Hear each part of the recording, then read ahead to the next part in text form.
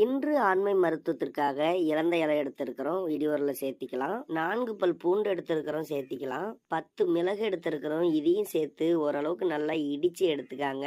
10 மிளகு இருந்தா பகைவன் வீட்டிலையும் சாப்பிடலான்னு பழமொழியே சொல்லுவாங்க. ஏன்னா உடல்ல இருக்கக்கூடிய நச்சுத்தன்மைகளை எல்லாத்தையும் வெளியேற்றும், கெட்ட நீரை வெளியேற்றக்கூடியது, உடலை காயகற்ப உடலாக மாற்றக்கூடிய அளவுக்கு இந்த 10 மிளகு போதும் வேலை செய்யும். இந்த இலந்த இலை நம்ம சேர்க்கறதுனால இழந்த ஆண்மையை எல்லாம் மீட்டு தரக்கூடியதுதான் இலந்த இலை. அதுக்கு நம்ம இலந்த இலைய இந்த மாதிரி நம்ம சூப் செய்து நம்ம சாப்பிட போறோம். இதனுடைய பழத்தையும் நீங்க சாப்பிடுங்க. உங்களுடைய ஆண்மை பலம் ரொம்ப ரொம்ப அதிகரிக்கும். நம்மளுடைய செரிமான மண்டலத்தை வலுப்படுத்துங்க. அதே மாதிரி நரம்பு மண்டலங்களையும் பலப்படுத்தும். மூளை நல்ல புத்துணர்ச்சியா இருக்கும். இந்த இலந்த இலைய ஏதோ ஒரு வகையில நீங்க சாப்பிட்டு வரதுனால நல்லா பாருங்க, இடிச்சு எடுத்தாச்சு. அதுக்கப்புறம் 1.5 டம்ளர் அளவுக்கு தண்ணி சேர்த்திக்காங்க பாத்திரத்துல.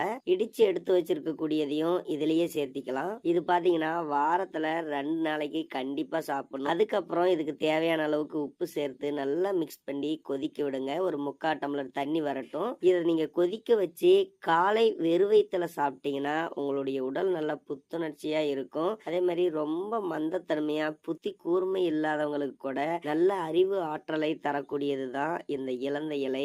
ரொம்ப ரொம்ப அற்புதமான நன்மைகள் கொண்டது. நம்ம பூண்டு சேர்க்கிறதுனால நம்மளுடைய உடல்ல இருக்கக்கூடிய வாயுக்களை வெளியேற்றும், நச்சுக்களை வெளியேற்றும். ஆண்மை பலத்தை பூண்டும் ரொம்ப ரொம்ப அதிகரிக்கும், மிளகும் ரொம்ப ரொம்ப அதிகரிக்கும். இப்ப நல்லா கொதிச்சிருச்சு பாருங்க. இதை வடிகட்டி எடுத்துக்காங்க. எடுத்து நீங்க அப்படியே குடிங்க. ரொம்ப ரொம்ப சுவை அதிகமாகவே இருக்கும். அதே மாதிரிதான் ரொம்ப ரொம்ப மருத்துவமும் அதிகமாகவே இதுல இருக்கு.